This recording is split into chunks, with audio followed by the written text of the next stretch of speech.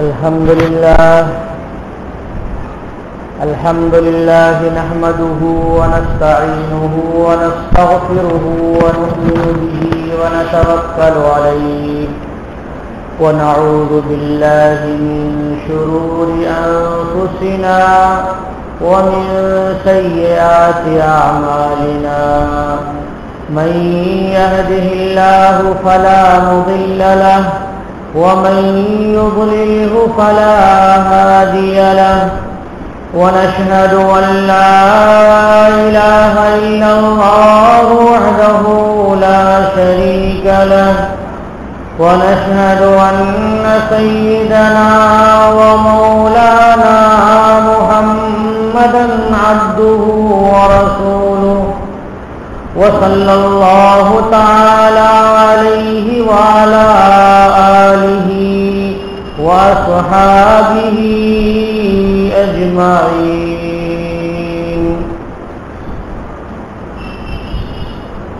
أما بعد عن عائشة رضي الله تعالى عنها أنها قالت أول ما بدأ به رسول الله صلى الله عليه وسلم من الوحي الرؤيا الصالحة في النوم فكان لا يرى رؤيا إلا جاءت مثل فلق الصبح ثم حبب إليه الخلاء وكان يخلو بغار حراء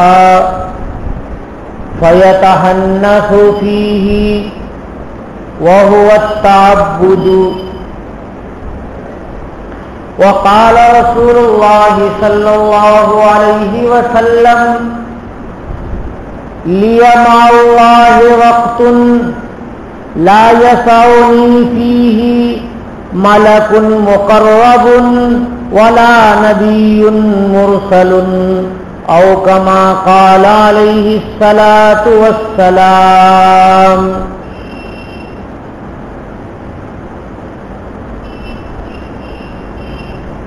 برادران گرامی قدر،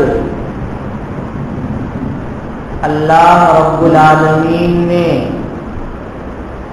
ہمیں رمضان کا مہینہ عنایت فرما کر اس ماہ مبارک میں روزہ رہنے کی توفیق عطا فرمائی. اللہ تعالیٰ کا ہم سب کو اس پر شکر ادا کرنا چاہیے.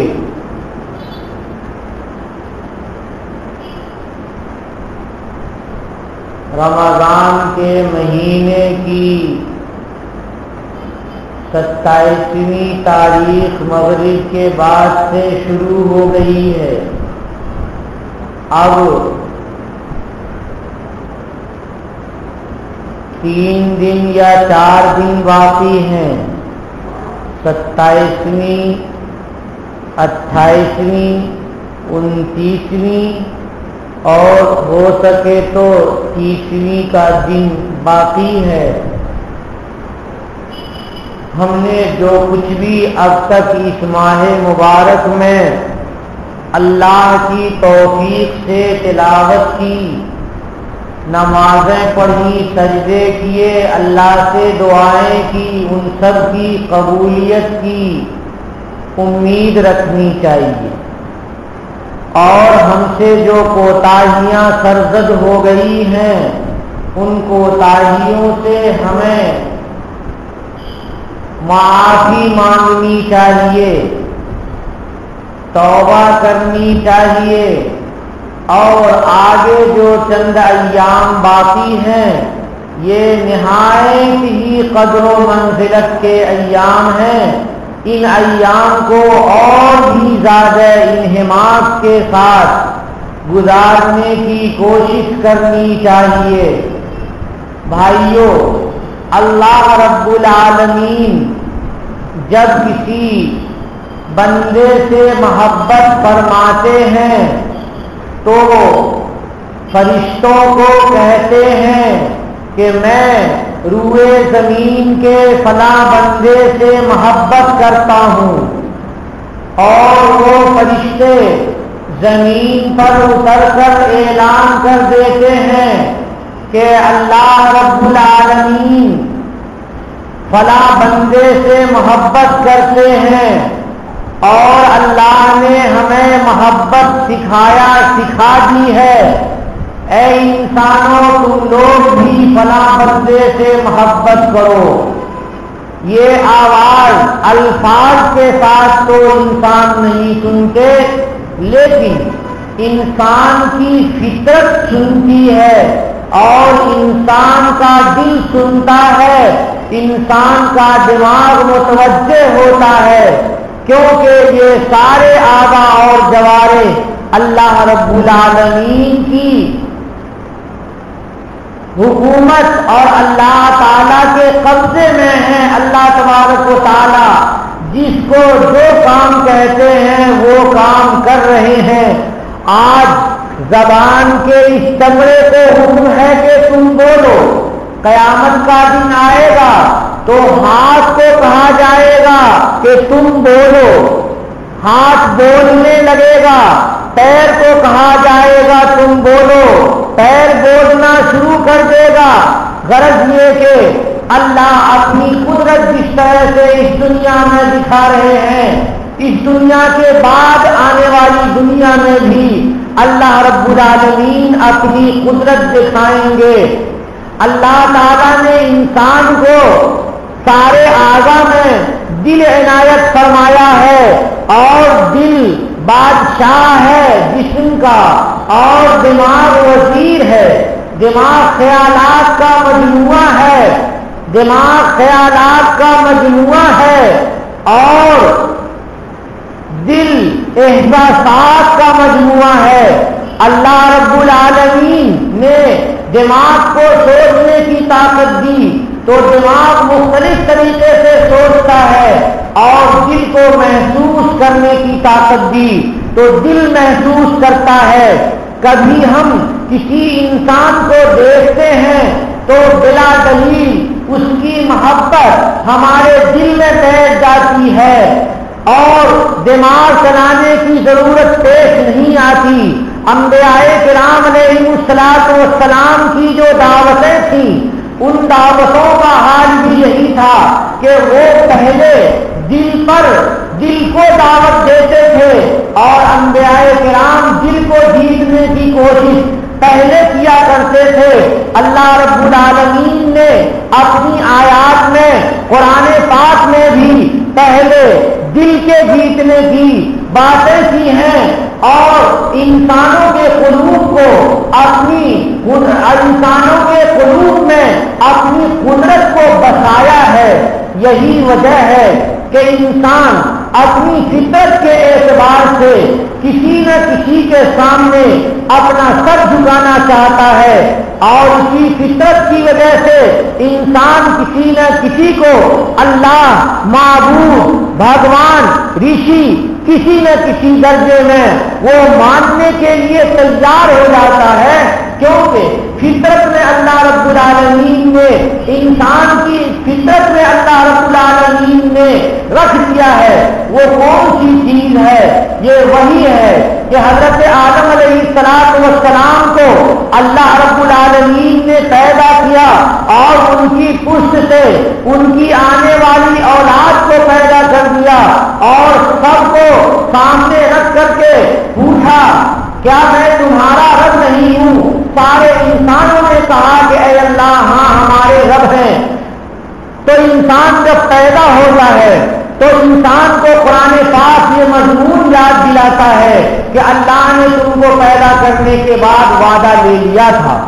انسان کہتا ہے کہ ہمیں تو وہ وعدہ یاد نہیں ہے کہ کس وقت ہم نے اللہ سے وعدہ کیا تھا۔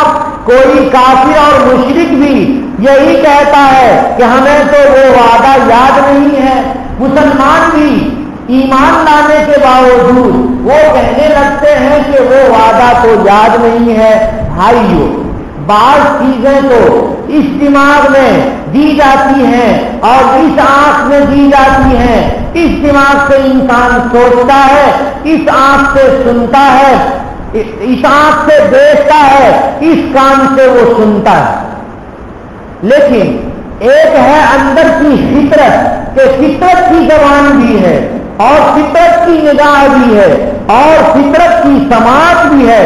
تو اللہ رب العالمین نے جو وہ عہد لیا تھا وہ اس آنکھ، اس کان، اس دماغ اور اس استحضار کی کے ساتھ نہیں بلکہ نیچر اور فطرت میں، جبکہ روح کی شکل میں چونٹی یا چونٹی سے چھوٹی شکل میں انسان اللہ رب العالمین کی بارگاہ میں عالم ارواح میں تھا، وہاں اللہ تبارک و تعالیٰ نے عہد لیا.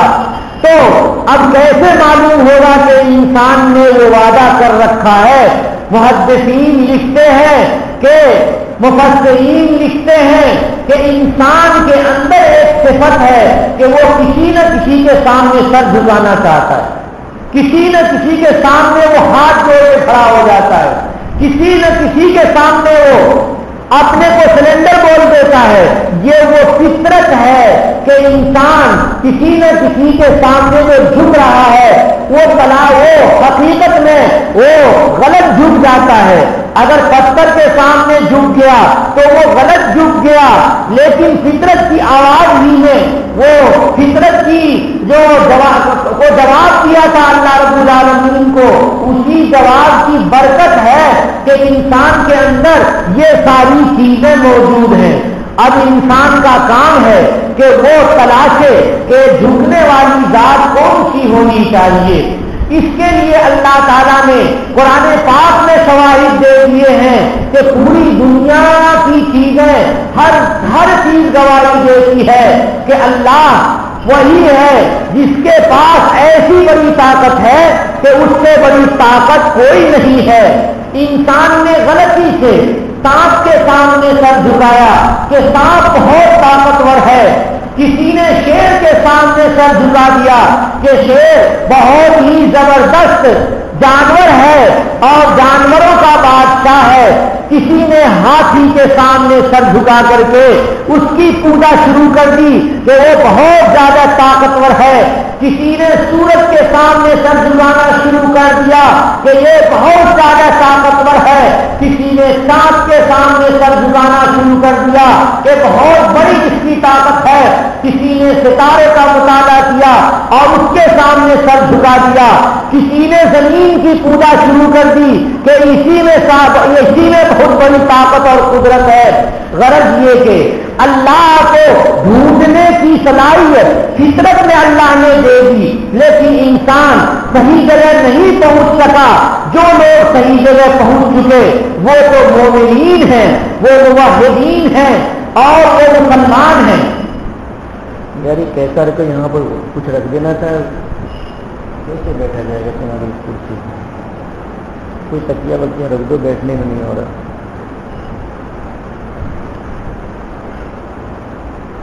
تو میں یہ کہہ رہا تھا کہ فطرت میں جو تلاش رکھی ہے اللہ تعالیٰ نے کہ سامنے جھکنا ہے، اسی فطرت کی وجہ سے انسان جھکتا ہے، مگر غلطیاں کر رہا ہے.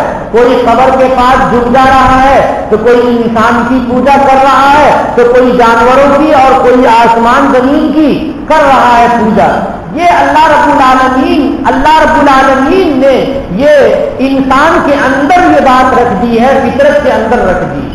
بھائیوں، وہ لوگ خوش نصیب ہیں کہ بغیر تلاشے ہوئے اللہ کی توحید مل گئی، بغیر تلاشے ہوئے ایمان نصیب ہو گیا. ورنہ تو ہمارے لیے عقل اللہ تعالیٰ نے جو دی ہے، اسی عقل کے ذریعے اللہ تک ہمارے لیے پہنچنا ضروری تھا. وہ لوگ جن کو عقل ہے، انسان ہے، ان کو عقل اللہ نے دی ہے اور وہ اللہ تک نہیں پہنچ رہے ہیں، اللہ تک پہنچنے کی کوشش نہیں کر رہے ہیں، تو اس کوشش کے نہ کرنے سے ان کو سزا اللہ تبارک و تعالیٰ دے. تو بتائیے کہ ہمیں بے طلب اللہ تعالیٰ نے ایمان عطا فرما دیا ہے تو ہمیں تو اللہ رب العالمین کا بہت زیادہ شکر گزار ہونا چاہیے، بہت زیادہ شکر گزار ہونا چاہیے یا نہیں ہونا چاہیے. لیکن ہم اور غیر میں کوئی فرق نہیں ہے، مومن اور کافر میں کوئی فرق نہیں ہے. مومن بھی فیکٹری میں کام کرے گا اور پیسے لا کر کے کھائے گا، کھا کر کے سو جائے گا. کیوں کہ وہ اپنے ساتھ میں کام کرنے والے کافی کو دیکھتا ہے کہ وہ بھی کام کرتا ہے، مزدوری لا کر کے کھا لیتا ہے، کھا کے سو جاتا ہے اور صبح اٹھ کر کے جا کر کے مزدوری کرتا ہے. بھائیوں، ایمان اور کفر میں فرق ہونا چاہیے، مومن اور کافر میں فرق ہونا چاہیے. مومن کھاتا ہے تو اللہ کا شکر ادا کرتا ہے اور کافر کھاتا ہے تو وہ اللہ کا شکر ادا نہیں کرتا ہے. مومن کماتا ہے، حلال اور حرام میں فرق کرتا ہے، کافر کماتا ہے تو وہ حلال اور حرام میں فرق نہیں کرتا ہے. حلال اور حرام میں فرق کرنا یہ مومن کا کام ہے اور اللہ کا شکر ادا کرنا شاکرین مومنین کا کام ہے. جو لوگ کافروں جیسی زندگی گزار رہے ہیں ایمان لانے کے باوجود وہ بہت گھاٹے میں ہیں، بہت گھاٹے میں ہیں، بہت گھاٹے میں ہیں. آج بہت سے مسلمان ایسے ہیں جو رمضان مبارک کا مہینہ پانے کے باوجود روزہ نہیں رہ رہے ہیں، بالکل روزہ نہیں رہ رہے ہیں. صحت مند ہونے کے باوجود وہ گھر میں اپنی بیویوں کو، خواتین کو یہ بتائے رہتے ہیں کہ میں تجھ سے آؤں گا، مجھے اکیلے میں کھانا دے دینا، اور وہ کھا لیتے ہیں اور چلے جاتے ہیں. بھائیوں، خلوت میں کوئی نہیں دیکھ رہا ہے، اللہ تبارک و تعالیٰ تو ضرور دیکھ رہے ہیں. اکیلے میں گناہ کر رہے ہو، اللہ رب العالمین کی نگاہ دیکھ رہی ہے. اللہ کی نگاہ کہاں نہیں دیکھتی؟ لہذا وہ مسلمان جو رمضان کی قدردانی نہیں کر رہے ہیں وہ گھاٹے میں ہیں، روزہ نہیں رہ رہے ہیں، گھاٹے میں ہیں، نماز نہیں پڑھ رہے ہیں، گھاٹے میں ہیں، تراویح نہیں پڑھ رہے ہیں، گھاٹے میں ہیں، اپنے گناہوں کو یاد کر کے معافی نہیں چاہ رہے ہیں، گھاٹے میں ہیں. حضرت جبریل نے دعا کر رکھی ہے کہ جو لوگ رمضان کا مہینہ پانے کے باوجود اپنی مغفرت نہ کرا لیں ان پہ اللہ تبارک و تعالیٰ کی لعنت ہو، اللہ کی رحمت سے وہ دور ہو. اللہ کے نبی صلی اللہ علیہ وسلم نے آمین کہہ رکھا ہے. ذرا اپنی فطرت سے پوچھو کہ مرنے کے بعد کہاں چھپ جاؤ گے اور کہاں بھاگ جاؤ گے؟ اللہ رب العالمین کے فرشتے پکڑیں گے تو وہاں بھاگنے کا موقع نہیں رہے گا. اللہ رب العالمین جب سزائیں دیں گے تو وہاں کوئی بچانے والا نہیں ہوگا. حضرت عبداللہ ابن عمر رضی اللہ تعالیٰ عنہما کے بارے میں آتا ہے کہ وہ ایک قبر کے پاس سے گزرے اور فوراً ہی وہاں پہ رک گئے گزرتے گزرتے اور کپڑا بچھا کر کے 2 رکعت نماز پڑھ لی. لوگوں نے کہا کہ آپ نے تو آج ایسا عمل کیا کہ آپ نے ایسے پہلے کبھی نہیں کیا تھا، آخر کیا وجہ تھی؟ کہنے لگے کہ اس قبر والے کو کافی دنوں سے اندر سے یہ رشک آ رہا ہے کہ کاش میں 2 رکعت نماز پڑھ لیتا، 2 رکعت نماز کی مجھے توفیق مل جاتی، لیکن قبر میں وہ بیچارہ مجبور ہے، وہ نماز نہیں پڑھ سکتا ہے کیونکہ وہ بدبخت کی زندگی ہے.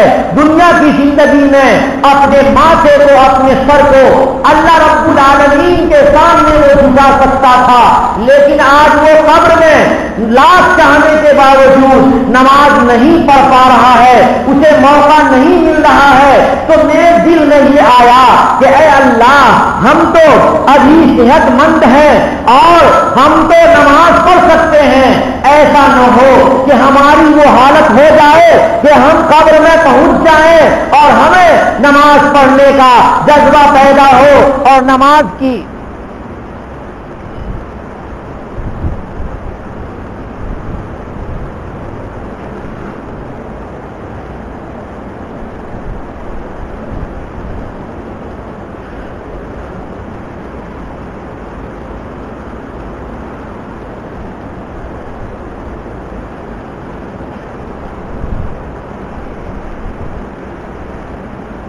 کیا کر دیا؟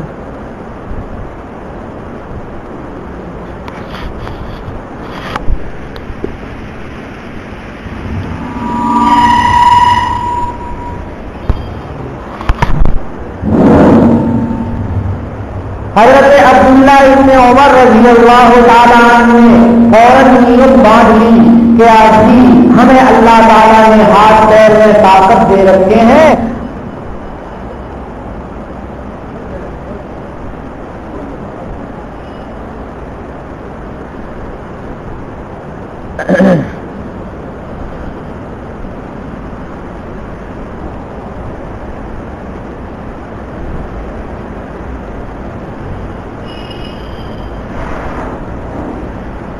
حضرت عبداللہ ابن عمر رضی اللہ تعالی عنہما نے مسلح بچھا کر کے نماز پڑھنا شروع کر دیا کہ اس کو موقع نہیں ہے لیکن ہمیں تو موقع ہے، ہم نماز پڑھ لیں۔ بھائیو ہم بھائی مائک صحیح کرو نہیں تو میں ابھی رک جاؤں گا، چلا جاؤں گا، کوئی شرارت نہیں کرے گا، اور وہاں پہ کسی کو بٹھاؤ صحیح دیکھتا رہے۔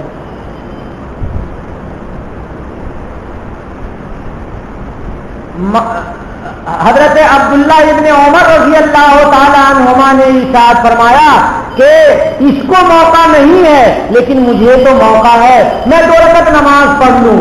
بھائیو صحابہ کرام رضوان اللہ علیہم اجمعین کی زندگی ہمارے لیے نمونہ ہے۔ ہم اور آپ قبر کے پاس سے گزرتے ہیں تو ہمیں کشف نہیں ہوتا ہے، ہمیں نہیں معلوم ہوتا کہ صاحب قبر کو عذاب ہو رہا ہے یا صاحب قبر پہ اللہ تبارک و تعالیٰ اپنی رحمت نازل کر رہے ہیں، جنت کے دروازے کھلے ہوئے ہیں یا جہنم کے عذاب سے یہ 2-4 ہو رہا ہے، ہمیں کچھ پتہ نہیں چلتا۔ لیکن صحابہ کی اور تیز کرو، لیکن صحابہ کرام کی زندگی، صحابہ کرام رضوان اللہ علیہم اجمعین کی زندگی ہمارے لیے نمونہ ہے۔ بِأَيِّهِمْ اقتدیتم اہتدیتم، نبی کریم صلی اللہ علیہ وسلم کا فرمان ہے اصحابی کالنجوم، کہ ہمارے صحابہ ستاروں کی طرح ہیں، رات کی تاریکی میں کشتی سمندر میں لے کر کے چلتے ہو تو ستارے کو دیکھ کر کے رخ متعین کرتے ہو کہ یہ پچھم ہے، یہ پورب ہے، یہ اتر ہے، یہ دکن ہے، لیکن جب دین کی تاریخیاں رہیں گی، دنیا میں تم لوگ دین کا راستہ تلاشنا چاہو گے تو ہمارے صحابہ کرام کو دیکھ لینا، ہمارے صحابہ ستارے کی طرح ہیں، جن کی بھی اتباع کر لو گے تم کامیاب ہو جاؤ گے۔ صحابہ کرام میں سے حضرت عبداللہ ابن عمر ہیں۔ بھائیو کتنا بڑا انہوں نے سبق دیا، سوچے تو سمجھ میں آئے گا کہ جو لوگ مر چکے ہیں کیا وہ رمضان میں شب قدر کی عبادت کر سکتے ہیں؟ کیا جن کا انتقال ہو گیا ہے وہ سجدے کر سکتے ہیں؟ کیا جن کا انتقال ہو گیا ہے وہ روزے آ کر کے رکھ سکتے ہیں؟ لیکن آپ کو معلوم ہونا چاہیے کہ قبر میں انسان کتنا پریشان ہوگا، کتنا پریشان ہوگا، اس پریشانی کا اندازہ نہیں کیا جا سکتا ہے۔ بتایا جاتا ہے کہ قبر میں مدفون مردہ اتنا پریشان رہتا ہے کہ جس طرح سے پانی میں ڈوبنے والا انسان کہ اسے کوئی سہارا نہیں مل رہا ہے، وہ تھوڑا سا پانی سے اٹھتا ہے، کوئی سہارا نہیں پاتا ہے، پھر پانی میں وہ ڈوب جاتا ہے، پھر کوشش کر کے وہ اٹھتا ہے، وہ اس طرح سے نیکیوں کی امیدیں رکھے ہوا ہے کہ کوئی ہمارے لیے ایثار ثواب کر دے گا، کوئی ہمارے لیے صدقہ خیرات کر دے گا، کوئی ہمارے لیے دعائے مغفرت کر دے گا، کوئی ہمارے لیے قرآن پاک کی آیتیں پڑھ کر کے بخش دے گا، کوئی ہمارے لیے عبادتوں کا توبہ بھیج دے گا۔ بھائیو اللہ رب العالمین کے یہاں پہنچ جانے کے بعد انسان مجبور ہو جاتا ہے، انسان کو جو کچھ بھی کرنا ہے وہ اسی دنیا میں کرنا ہے۔ کہاں سے بات شروع ہوگی؟ دل سے بات شروع ہوگی کہ دل کو اللہ رب العالمین کے لیے خاص کرنا ہے۔ کیسے خاص کرنا ہے دل کو؟ جیسے کہ کوئی مہمان آنے والا ہو تو ہم اپنے گھر کو صاف ستھرا کرتے ہیں، جھاڑو دیتے ہیں، دھلتے ہیں، بستر لگاتے ہیں، کھانا تیار کرتے ہیں اور اس کے بعد مہمان کو بلاتے ہیں، اہلاً و سہلاً مرحبا کہتے ہیں کہ آئیے تشریف لائیے، یہ آپ کا ہی گھر ہے، مہمان خوش ہو جاتا ہے۔ اللہ رب العالمین اللہ رب العالمین نے سارے اعضاء انسان کو دے دیے ہیں کہ تم اپنے لیے اس کو استعمال کرو، لیکن قلب کو اللہ تبارک و تعالیٰ نے اپنی خلت کے لیے، اپنی دوستی کے لیے اور اپنا مقام بنانے کے لیے خالص کر لیا ہے۔ اب اس قلب کو جو بندہ غیر اللہ سے صاف کیے ہوا ہوتا ہے، جس بندے کے اندر شرک نہیں ہے گویا کہ اس کا دل شرک سے پاک ہے، جس بندے کے اندر معصیت اور گناہ نہیں ہے تو گویا کہ اس کا دل صاف ہے، جس کے اندر کینہ نہیں ہے تو گویا کہ اس کا دل صاف ہے، جس کے اندر بغض نہیں ہے تو گویا کہ اس کا دل صاف ہے، جس کے اندر حسد نہیں ہے گویا کہ اس کا دل صاف ہے، اور وہ اللہ رب العالمین کے لیے صاف کیے ہوا ہے کہ یہ خانہ دل ہے، یہ دل کا گھر ہے، اے اللہ تیرے لیے ہے اور تیری توحید کو میں نے دل میں بسا رکھا ہے۔ اللہ کے وہ بندے جو ایک طرف سورج اور چاند کی پوجا کرتے ہیں اور دوسری طرف اللہ کو مان لیتے ہیں، جیسے عرب کے مشرکین تھے، وہ تلبیہ پڑھتے تھے، لا شریک لک لبیک الا شریکا تملکہ وما ملک، کہ اے اللہ تیرا کوئی شریک نہیں ہے مگر کچھ شرکا ہیں کہ جن کے آپ مالک ہیں وہ خود مالک نہیں ہیں۔ اس کا مطلب یہ ہوا کہ چور چھپا ہوا ہے شرک کا دل میں، تو وہاں اللہ کی توحید کے لیے جگہ نہیں۔ اللہ تبارک و تعالیٰ نے دل کو اپنے لیے رکھ رکھا ہے۔ جناب محمد رسول اللہ صلی اللہ علیہ وسلم نے ارشاد فرمایا، لو كنت اتخذت خلیلا لاتخذت ابا بکر خلیلا، اگر میں خالص دل میں بٹھانے والا ایک ہی دوست اگر دنیا میں بناتا تو میں ابو بکر کو بنا لیتا، لیکن مطلب یہ ہے کہ یہ دل میں جو خلت کی جگہ ہے، خالص دوستی اور محبت کی جگہ ہے، وہ اللہ رب العالمین کی جگہ ہے۔ اللہ رب العالمین کی محبت کے لیے انسانوں کو اپنے قلوب کو خاص کر لینا چاہیے اور اپنے قلوب سے سارے کے سارے رذائل کو دور کرنا چاہیے، سارے کے سارے رذائل کو دور کرنا چاہیے۔ دل سے ساری چیزیں دور ہو گئی کیسے معلوم ہوگا؟ دل سے ساری چیزیں دور ہو گئی کیسے معلوم ہوگا؟ دل سے سارے غیر اللہ الگ ہو گئے، جدا ہو گئے کیسے معلوم ہوگا؟ دل کی ساری خرابیاں ختم ہو گئی کیسے معلوم ہوگا؟ بھائیوں کیسے معلوم ہوگا؟ دنیا کی مثال سمجھو کہ انسان جس سے محبت کرتا ہے اس سے وہ باتیں کرنا چاہتا ہے، جس سے وہ محبت کرتا ہے اس سے وہ تنہائی میں باتیں کرنا چاہتا ہے، جس سے وہ محبت کرتا ہے اس کے سامنے ہدیہ اور تحفہ پیش کرتا ہے، جس سے وہ محبت کرتا ہے اس سے وہ بدلگیر ہوتا ہے، جس سے محبت کرتا ہے اس سے وہ سینہ ملاتا ہے، جس سے وہ محبت کرتا ہے اسے وہ چومتا چاہتا ہے۔ اللہ رب العالمین کے بارگاہ میں آ کر کے اگر بندہ بار بار اپنے سر نیاز کو خم کرتا ہے، سجدہ کرتا ہے اللہ تبارک و تعالیٰ کے سامنے، تو اس کا مطلب یہ ہوا کہ اس کا دل غیر اللہ سے پاک ہو گیا۔ اگر بہت زیادہ عبادت کرنے کا دل چاہ رہا ہے تو اس کا مطلب یہ ہے کہ اس کا دل پاک ہو گیا۔ اگر اس کو بہت زیادہ تہجد پڑھنے کا جی چاہ رہا ہے تو اس کا مطلب یہ ہوا کہ دل میں غیر اللہ نہیں ہے، دل اس کا پاک ہے۔ بہت زیادہ اللہ کی تسبیح بیان کرنا چاہتا ہے تو اس کا مطلب ہے اس کا دل پاک ہے۔ وہ جب بولتا ہے اللہ اللہ بولتا ہے، اتنا بولتا ہے کہ وہ اس کے دل میں سوائے خدائے پاک کے اور کوئی نظر نہیں آتا۔ جب وہ کوئی کام کرتا ہے تو ایسا کام کرتا ہے کہ اللہ رب العالمین خوش ہو جائیں۔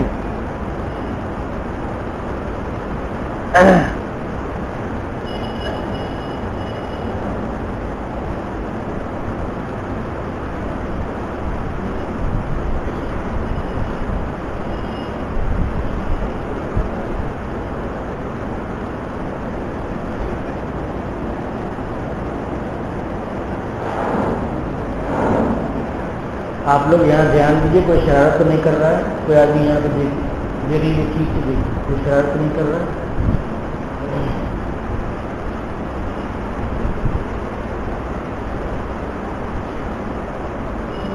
لا الہ الا اللہ الحلیم الکریم سبحان اللہ رب العرش العظیم۔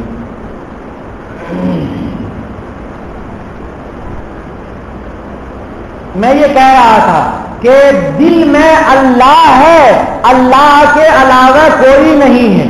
دل میں اللہ رب العالمین ہے، اللہ رب العالمین کے علاوہ کوئی نہیں ہے۔ اس کا اندازہ کیسے کریں گے؟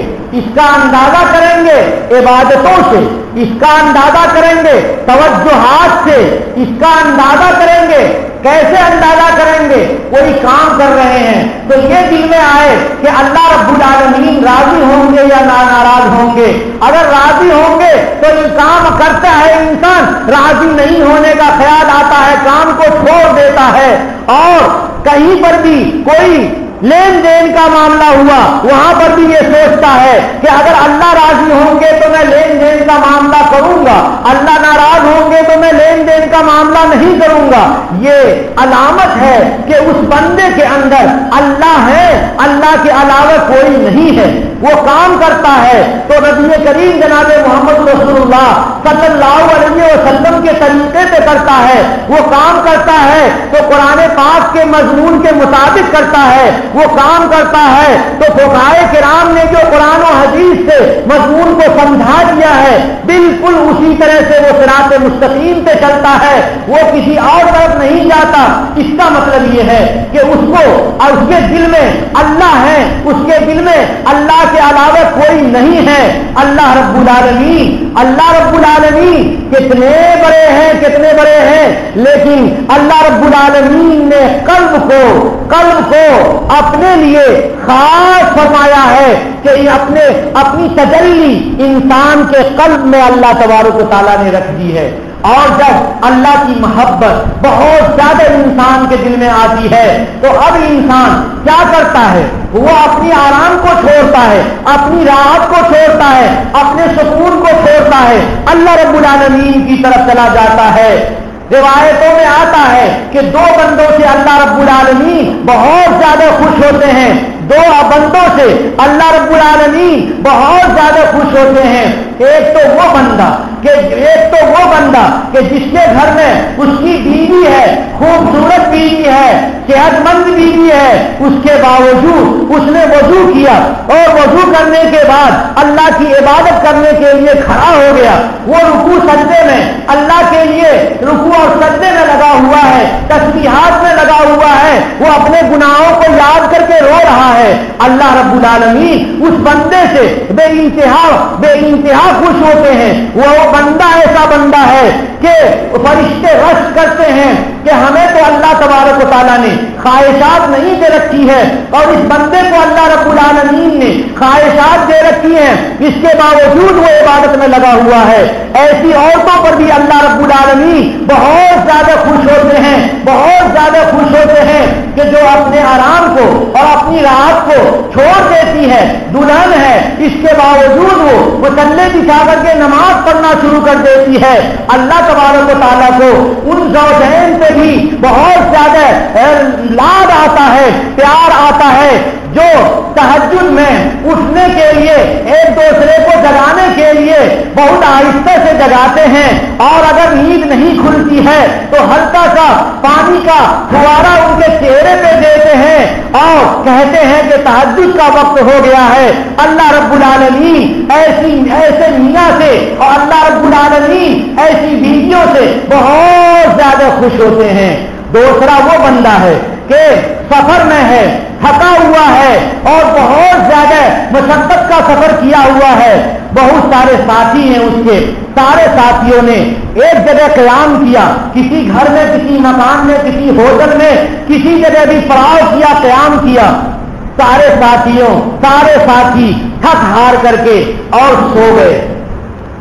ایک بندہ اس میں سے اٹھا، اس نے وضو کر لیا، وضو کر کے مصلی بچھا لیا، اللہ رب العالمین کے لیے سجدے کرنا شروع کر دیا۔ اس پہ اللہ تبارک و تعالیٰ بہت زیادہ خوش ہوتے ہیں۔ کیوں خوش ہوتے ہیں؟ کہ کہ اس بندے کے اندر اللہ رب العالمین کی محبت ہے اور اس نے اپنے دل کو اللہ رب العالمین کے لیے ایسے صاف کیا ہے کہ جیسے کہ کسی مہمان کے آنے کے لیے ہم اور آپ اپنے حجرے کو، اپنے کمرے کو، اپنے مہمان خانے کو صاف ستھرا کرتے ہیں۔ بھلا بتائیے کہ اگر گندا ہو دل تو مہمان آ کر کے خوش ہوگا؟ نہیں خوش ہوگا۔ اگر بہت زیادہ گندا ہو تو مہمان اس میں آئے گا ہی نہیں۔ یہ تو کافر کی مثال ہے کہ اس کے دل میں کفر ہے، شرک ہے، اس لیے اللہ رب العالمین کی گنجائش اس کے قلب میں نہیں ہے۔ اور وہ مومن جو کلمہ پڑھنے کے باوجود بھی گندگیوں میں لگا ہوا ہے، شرارتوں میں لگا ہوا ہے، معصیت میں لگا ہوا ہے، گناہوں میں لگا ہوا ہے، حق تلفی میں لگا ہوا ہے، شراب نوشی میں لگا ہوا ہے، وہ جھوٹ میں لگا ہوا ہے، رشوت میں لگا ہوا ہے، وغیرہ وغیرہ جو گناہ کیے ہوا ہے، اس سے بھی اللہ تبارک و تعالیٰ خوش نہیں ہوتے۔ وہ ایسی مثال ہے کہ جیسے مہمان کو ایسے گھر میں ٹھہرا رہے ہیں کہ جس گھر میں بستر تو ہے لیکن گرد پڑی ہوئی ہے، جس گھر میں انتظام تو ہے لیکن وہ انتظام ایسا نہیں ہے کہ جس سے مہمان کو خوشی ہو۔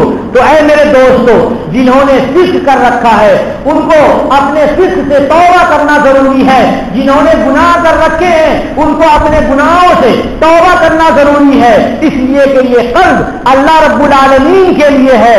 اللہ رب العالمین کے لیے جب انسان اپنے قلب کو خاص کر لیتا ہے، خالص کر لیتا ہے، تو وہ تنہائی کی عبادتوں کو زیادہ پسند کرتا ہے۔ جناب محمد رسول اللہ صلی اللہ علیہ وسلم ہمارے آقا و مولا کے بارے میں حضرت عائشہ صدیقہ رضی اللہ تعالی عنہا ارشاد فرماتی ہے اول ما بدأ به رسول اللہ صلی اللہ علیہ وسلم من الوحی الرؤیا الصالحۃ فی النوم، کہ سب سے پہلے جو نبی کریم صلی اللہ علیہ وسلم کے اوپر ابتدا ہوئی، وہ ابتدا کس چیز کی ہوئی؟ وہ ابتدا سچے خوابوں کی ہوئی۔ سچے خواب نبی کریم صلی اللہ علیہ وسلم دیکھا کرتے تھے۔ فرماتی ہے خواب میں سچے خواب دیکھتے تھے۔ کیسا ہوتا تھا خواب؟ رات میں خواب دیکھتے تھے اور دن میں وہ چیز سامنے آ جاتی تھی کہ جس طرح سے رات کے بعد دن کا آنا یقینی، اسی طرح سے اللہ کے نبی صلی اللہ علیہ وسلم کے خواب کی تعبیر سامنے آ جاتی تھی۔ جو دیکھتے تھے وہی چیز سامنے آ جاتی تھی۔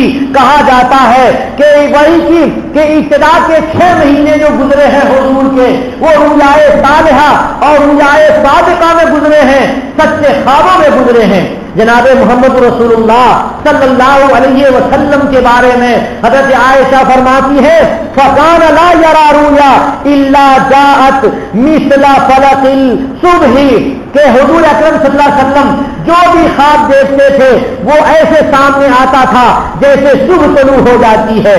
اس کے بعد کیا ہوا؟ اب نبی کریم صلی اللہ علیہ وسلم 1 مہینے 2 مہینے 6 مہینے تک دیکھتے رہے۔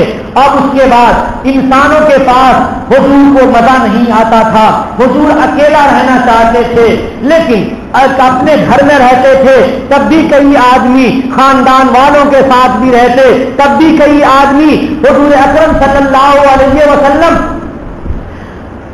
اور محلے میں جاتے تھے تب بھی کئی آدمی۔ تو حضور نے سوچا کہ میں کہاں جاؤں؟ خانہ کعبہ کے پاس تھے، دیکھیے تو آج بھی غار حرا نظر آتا ہے وہاں سے، اور غار حرا میں جا کر کے چڑھ کر کے اوپر سے دیکھیے تو ایک مسلے کی جگہ ہے اور بیچ میں خالی ہے، بیچ میں سوراخ ہے، اس سوراخ سے ڈائریکٹ خانہ کعبہ وہاں سے نظر آتا ہے۔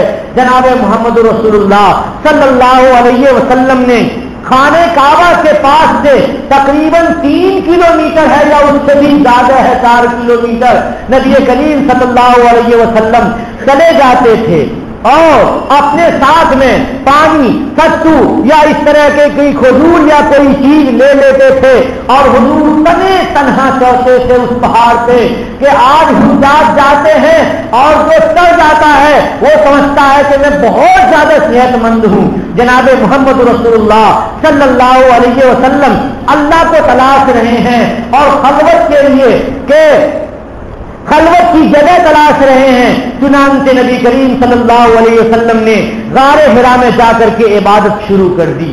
عبادت کیا تھی؟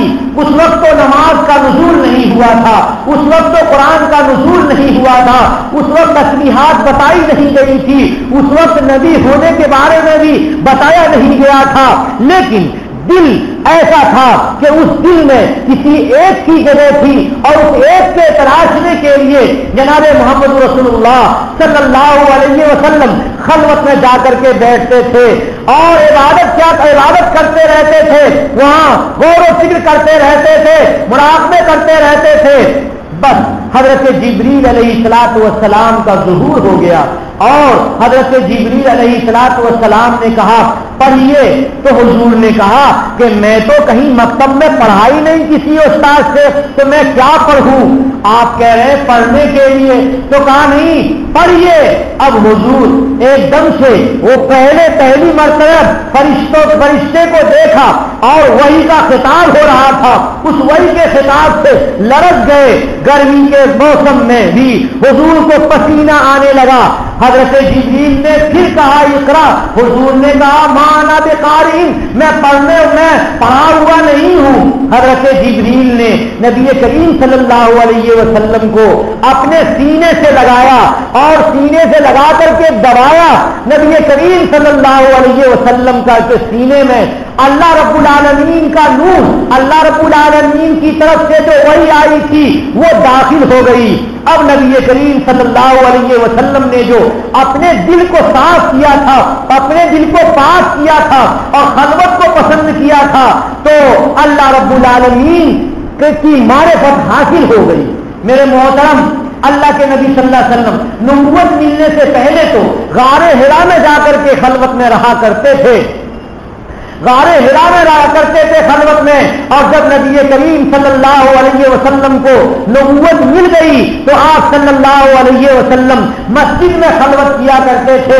یعنی سال میں ایک مہینے رمضان کے مہینے میں اعتکاف کیا کرتے تھے اور اس اعتکاف میں بھی حضور کی عادت شریفہ تھی کہ حضور اپنے لیے ایک حجرہ جیسا بنا دیتے تھے تاکہ ایک دم سے سکون کے ساتھ اور ایک دم اللہ تبارک و تعالیٰ کی طرف توجہ میں کسی طرح کا کوئی خلل نہ ہو، کوئی انسان نظر نہ آئے، کوئی انسان دیکھے بھی نہیں. کون دیکھ رہا ہے؟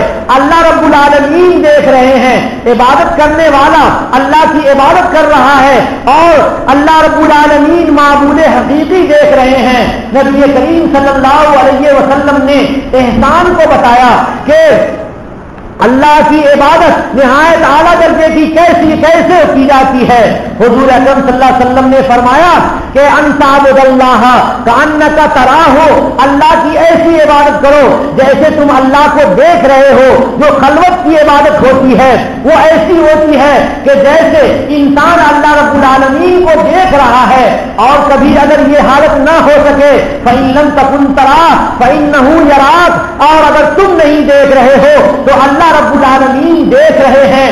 ایسی عبادت اعتکاف کی عبادت کہلاتی ہے اور یہ عبادت اعتکاف کی نہایت ہی خالص، عام نمازوں سے بھی الگ، عام دنوں کی عبادتوں سے بھی الگ عبادت میں بیٹھنے والے، اعتکاف میں بیٹھنے والا بندہ اللہ رب العالمین کو بہت پسند آتا ہے، بہت پسند آتا ہے. وہ کہتا ہے خلوت کی عبادت میں ایسا ہوتا ہے کہ میان عاشق و معشوق رمزیز کرامن کاتبین ہم خبر نے کہ عاشق اور معشوق کے درمیان میں وہ ایسے اشارات ہوتے ہیں کہ وہ صرف عابد جانتا ہے اور معبود جانتا ہے، بندہ جانتا ہے اور اس کے اللہ جانتے ہیں.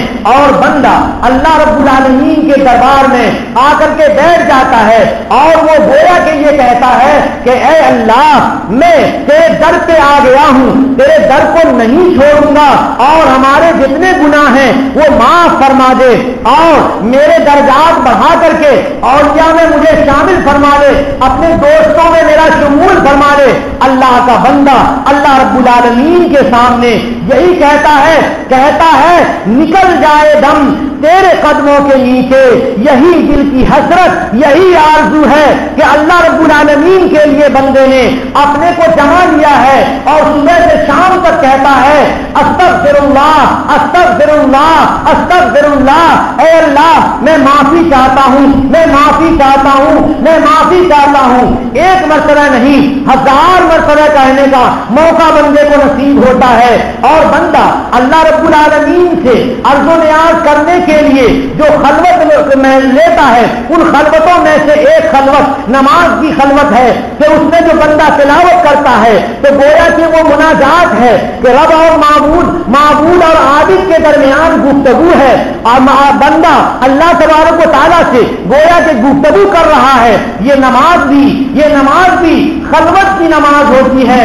اور یہ اس وقت ہوتی ہے جب دل اللہ تبارک و تعالیٰ کی معرفت حاصل کر لیتا ہے۔ ہر مومن کا دل اللہ رب العالمین کی معرفت حاصل کرتا ہے، بس درجہ بدرجہ کسی کا درجہ نیچا ہوتا ہے اور کسی کا درجہ اونچا اور کسی کا بہت اونچا ہوتا ہے۔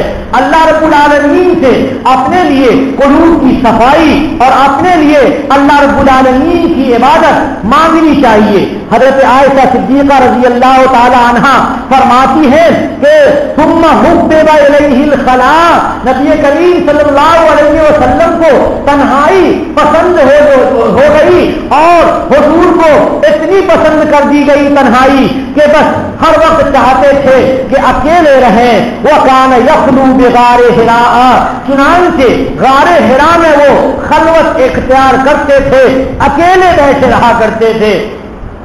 اسی پہاڑ کو کیوں اپنایا اللہ کے نبی صلی اللہ علیہ وسلم نے؟ اس لیے اپنایا کہ وہاں سے خانہ کعبہ ڈائریکٹ نظر آتا ہے۔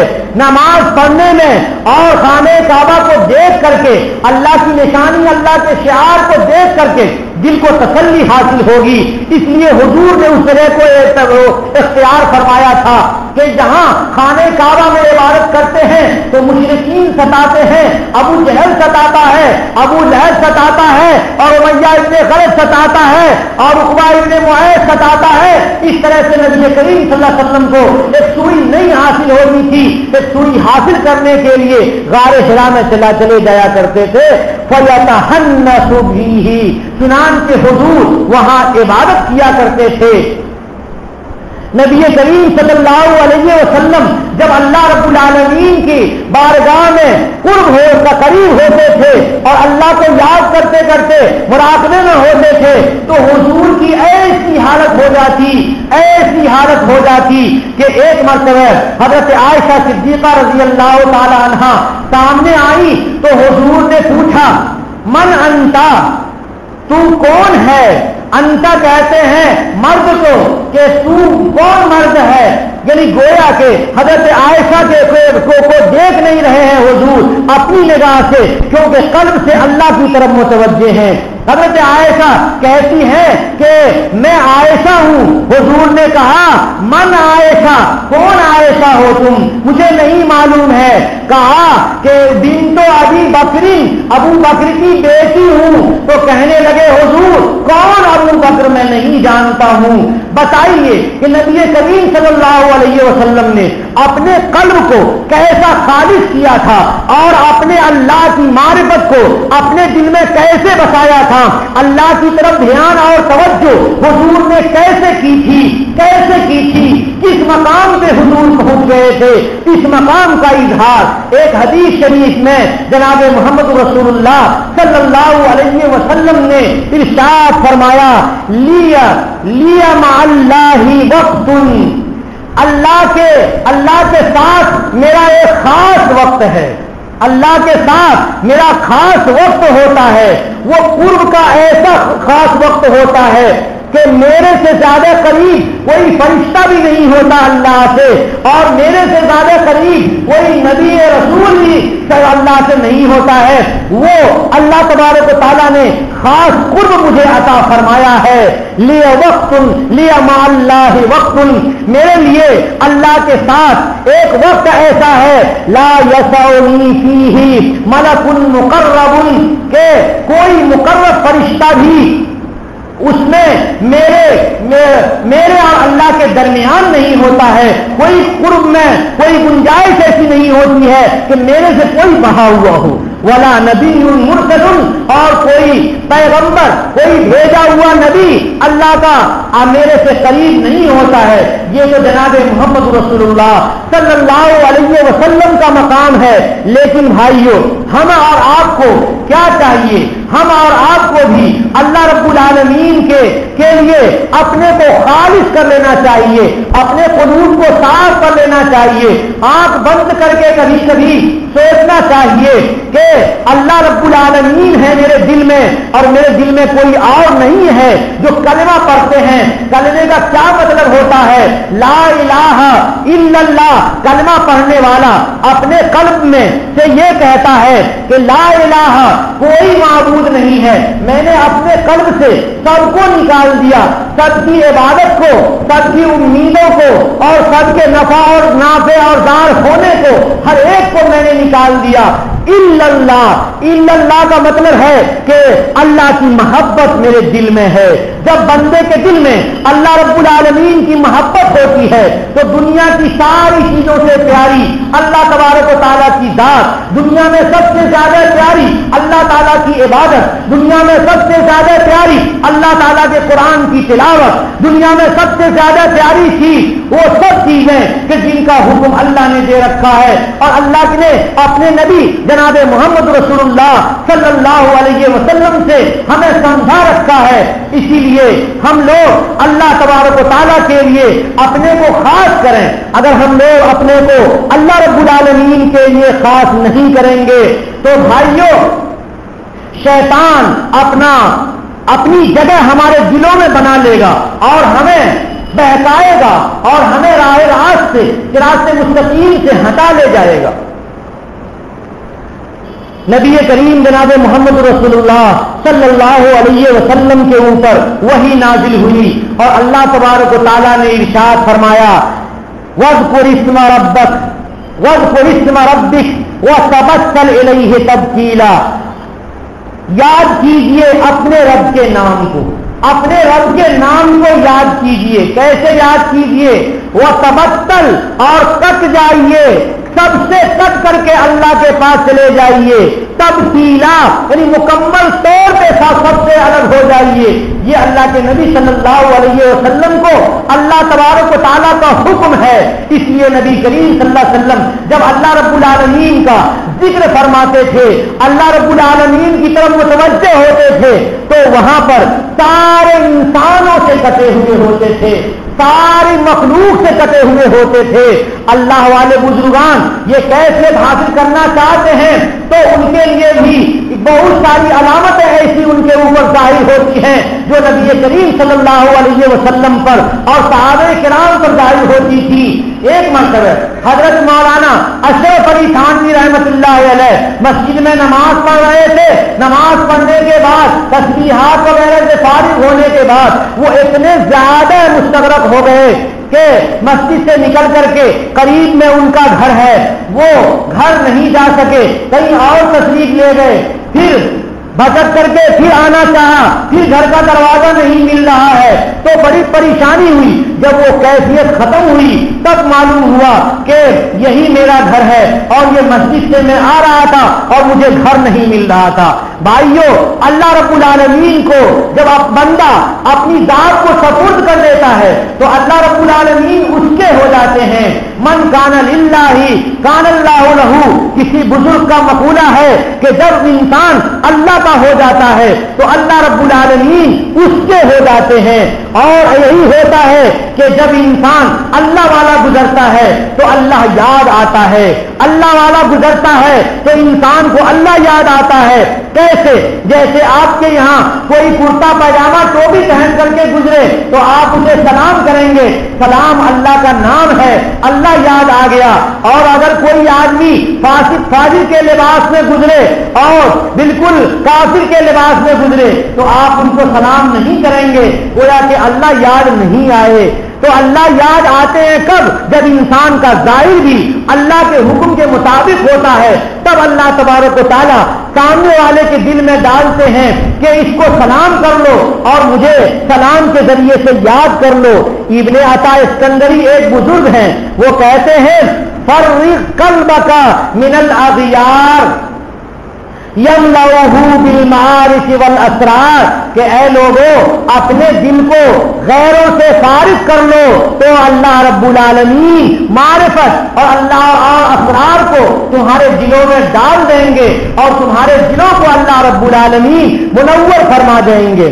حضرت تھانوی رحمت اللہ علیہ کے ایک مرید ہیں خواجہ عزیز الحسن صاحب رحمت اللہ علیہ, انہوں نے بھی بہت سارے گناہوں سے توبہ کیا تھا. حضرت کے ہاتھ پہ آ کر کے شاعری کرتے تھے.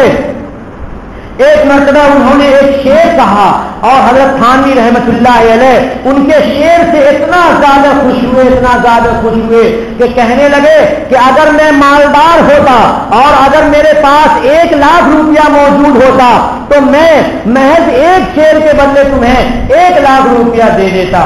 حضرت خواجہ صاحب کا شعر ہے کہ ہر تمنا دل سے رخصت ہو گئی, اب تو آجا اب تو خلوت ہو گئی. اب اس مضمون کو سمجھیے کہ اللہ کا بندہ ہے اور اللہ کا بندہ کہتا ہے کہ اے اللہ اب دل میں کسی چیز کی تمنا نہیں رہی, اب دنیا کی تمنا نہیں رہی اور اب دولت کی تمنا نہیں رہی, آرام سکون کی تمنا نہیں رہی, لذیذ کھانے کی تمنا نہیں رہی, اچھے کپڑے کی تمنا نہیں رہی اور اچھے عہدے کی تمنا نہیں رہی, کسی چیز کی تمنا اور نہیں ہے. اللہ ہر تمنا دل سے رخصت ہو گئی. اب جب دل سے رخصت سب کچھ ہو گئی تو اب دل صاف ہو گیا. اب وہ مہمان خانہ مہمان کا منتظر ہے تو کہتے ہیں اب تو آجا اب تو خلوت ہو گئی, کہ دل اب خالی ہو گیا غیر اللہ سے. تو اے اللہ آئیے اور ہمارے دل میں بس جائیے. میرے دوستو یہ ساری چیزیں قلب کی اصلاح کے لیے میں کہہ رہا تھا, اس لیے نہیں کہ میں تھک جاؤں اور آپ سنتے ایک طرف سے سنیں دوسری طرف سے آپ ضائع کر دیں نکال دیں, بلکہ اپنے دل سے اللہ کے علاوہ سب کو نکال دیجئے. تب میرا کہنا اور آپ کا بیٹھنا اور مبارک رات کامیاب ہوگی, اور اگر آپ نے نہیں مانا تو کامیابی نہیں مل سکتی ہے. میرے دوستو گھر کے ماحول کو سنبھالنے کی ذمہ داری مرد کی ہے اور گھر کے ماحول کی ذمہ داری گھر کی پڑھی لکھی عورت کی ہے کہ وہ گھر میں تعلیم کرے. گھر میں جو بھی دین کی کتاب قابل اعتماد صحیح العقیدہ علماء کی لکھی ہوئی کتاب ہو اس کتاب کی تعلیم ہونی چاہیے. حضرت تھانوی رحمت اللہ علیہ کی بھی کتابیں ہیں, حضرت مولانا محمد زکریا صاحب شیخ الحدیث رحمت اللہ علیہ کی بھی کتابیں ہیں, فضائل اعمال وغیرہ ہیں. تو اس طرح کی کتابوں کو اپنے گھر میں رکھیے اور عورتیں بچیاں جو پڑھی ہوئی ہوں وہ پڑھ کر کے دوسروں کو سنائیں. حضرت تھانوی رحمت اللہ علیہ کی کتاب حیات المسلمین بھی ہے. اسی طرح سے حضرت شیخ کی کتاب موت کی یاد ہے. اسی طرح سے حضرت شیخ نے جو کتاب لکھی ہے ان میں ایک کتاب اکابر کا تقویٰ ہے. اس طرح کی کتابوں کو اپنے گھر میں رکھنا چاہیے اور اپنے گھر میں پڑھ کر کے سنانا چاہیے. پورے گھر میں 24 گھنٹے میں سے 5 منٹ کا وقت نکالیے, پورے گھر کے لوگوں کو کہیے کہ ایک وقت فلاں نماز کے بعد ہم لوگ سب لوگ بیٹھیں گے اور اطمینان سے 5 منٹ صرف کتاب پڑھیں گے اور سنیں گے. چھوٹے چھوٹے بچے سنیں گے ان پر بھی اثر ہوگا, بڑے سنیں گے ان پر بھی اثر ہوگا. بھائیوں ایک جگہ لکھا ہوا تھا کہ چند روز پہلے, یہ انگریزوں کا ہے, کہ چند روز پہلے امریکہ میں ایک اسکول میں پڑھانے والی عیسائی خاتون نے ہر بچے سے پوچھا کہ بڑے ہو کر کے تم کیسا بننا چاہتے ہو, بڑے ہو کے کیسا بننا چاہتے ہو. ایک بچے نے کہا میں وکیل بننا چاہتا ہوں, ایک بچے نے کہا ڈاکٹر بننا چاہتا ہوں, ایک بچے نے کہا انجینئر بننا چاہتا ہوں, ایک بچے نے کہا فیکٹری کا مالک بننا چاہتا ہوں, ایک بچے نے کہا میں دکاندار بننا چاہتا ہوں. غرض یہ کہ سب بچے نے سب کچھ کہا. ایک بچہ معصوم سا تھا, پوچھا, وہ مسلمان بچہ تھا, اس سے پوچھا بڑے ہو کے تم کیا بنو گے, تو کہا بڑے ہو کے میں صحابی بنوں گا. اس نے پوچھا صحابی کا کیا مطلب ہے, کہا مجھے مطلب نہیں معلوم, ہمارے گھر میں لوگوں کو معلوم ہے کہ صحابی بڑے ہوتے ہیں, ہمیں ویسا بننا ہے. وہ عیسائی خاتون اسکول سے اس بچے کے ساتھ اس کے گھر گئی اور کہا کہ ہم نے سب سے پوچھا، سب نے سب کچھ بتایا، اور اس نے کہا کہ میں صحابی بننا چاہتا ہوں، یہ صحابی کیا ہے ہمیں سمجھا دیجئے۔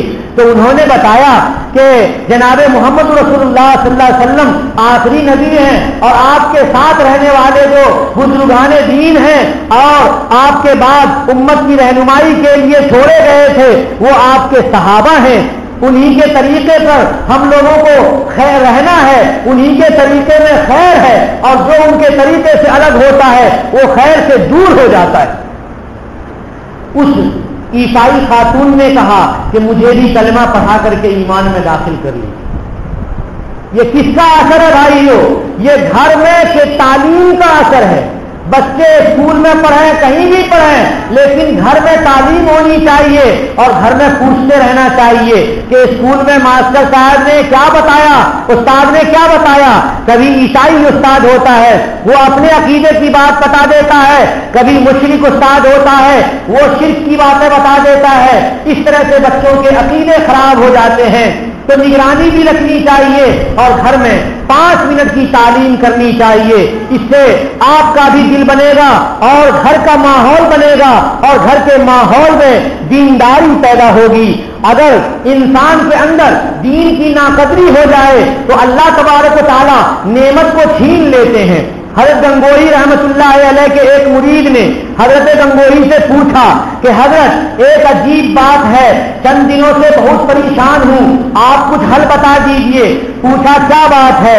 کہا کہ حضرت میں اپنے گھر میں سوتا تھا تو روزانہ ایک آدمی آتا تھا اور وہ جگاتا تھا کہ اٹھ جائیے تہجد کا وقت ہو گیا ہے، لیکن اتفاق سے اب وہ نہیں آ رہا ہے۔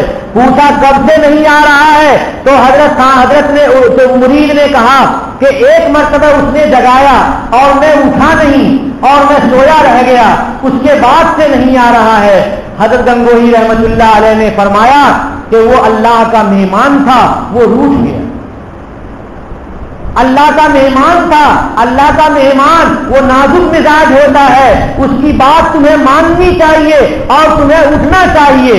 اس لیے بھائیو اگر اللہ نے ایمان دیا ہے اور آرام سکون کا گھر دیا ہے تو اس سے فائدہ اٹھاؤ، اور اپنے بچوں کو کے ساتھ تعلیم کی کتابیں پڑھو اور ایک دوسرے کو دین اسلام کی باتیں بتاؤ، تب یہ دین زندہ رہے گا۔ اور اگر ناقدری کرو گے تو دین گھر سے نکل جائے گا، اگلی نسل میں نماز پڑھنے والے بھی نہیں رہیں گے، اگلی نسل میں تمہاری قبروں پہ پیشاب کرنے والے رہیں گے کھڑے ہو کر کے۔ اس لیے اگلی نسل میں دین کو پہنچانا، اگلی نسل میں ایمان کو پہنچانا، اگلی نسل میں تقویٰ کو پہنچانا گھر والوں کی ذمہ داری ہے، یہ میں نہیں کہہ رہا ہوں، اللہ تبارک و تعالیٰ ارشاد فرما رہے ہیں یا ایھا الذین آمنوا انفسکم واہلیکم نارا، اے مومنو اپنے کو بھی جہنم سے بچاؤ اور اپنے گھر کے لوگوں کو بھی جہنم سے بچاؤ۔ تو گھر کے لوگوں کو جہنم سے بچانے کا کیا طریقہ ہوگا؟ یہی طریقہ تو کہ ان کو اچھی چیزوں کی تعلیم دی جائے اور بری چیزوں سے انہیں روکا جائے۔ اللہ تبارک و تعالی ہم سب لوگوں کو توفیق عطا فرمائے۔ حضرت اللہ تبارک و تعالیٰ کے سامنے ہم لوگوں کو دعا کرنی چاہیے کہ اللہ تبارک و تعالیٰ ہماری ساری پریشانیوں کو دور فرمائے۔ کوشش کرنا اپنی ضروری ہے، اثر اللہ تبارک و تعالیٰ دیتے ہیں۔ ایک مرتبہ محمود غزنوی رحمت اللہ علیہ تشریف لائے ہندوستان فتح کرنے کے لیے، مراٹھوں سے مہاراشٹر میں جنگ ہو رہی تھی، اتفاق سے سارے مسلمان مجاہدین مراٹھیوں کے ہاتھوں مرتے چلے جا رہے تھے۔ محمود غزنوی نے جب دیکھا کہ صورتحال بہت زیادہ خراب ہو گئی ہے تو بہت پریشان ہوئے کہ اب کیا کریں گے۔ انہوں نے ہندوستان کو فتح کیا، کیا کریں گے؟ انہوں نے مسلح بچھایا اور مسلح بچھا کر کے اللہ تبارک و تعالیٰ سے کہا کہ اے اللہ اپنی طاقت پہ بھروسہ نہیں، اپنی قوت پہ بھروسہ نہیں، یہی جو مجاہدین ہیں یہ سب کے سب آئے اور ختم ہو گئے اور اب تو چند ہی لوگ باقی رہ گئے ہیں، اے اللہ اگر یہ سب لوگ مر جائیں گے تو ہندوستان میں یہ آپ کا دین نہیں پہنچے گا اور پھر پیچھے ہٹ جائیں گے لوگ اور یہ ایمان اور اسلام یہ ہندوستان میں نہیں پھیلے گا۔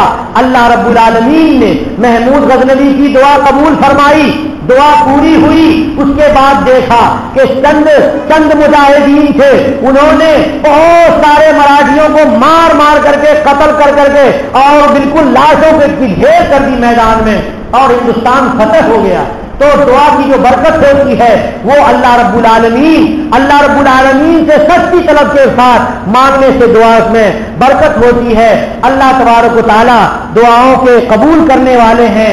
آپ سارے حضرات مل کر کے دعا کریں گے اور اللہ تبارک و تعالی سے اپنی حاجتیں اور ضرورتیں مانگیں گے، ضرور اللہ رب العالمین پوری فرمائیں گے۔ وآخر دعوانا ان الحمدللہ رب العالمین۔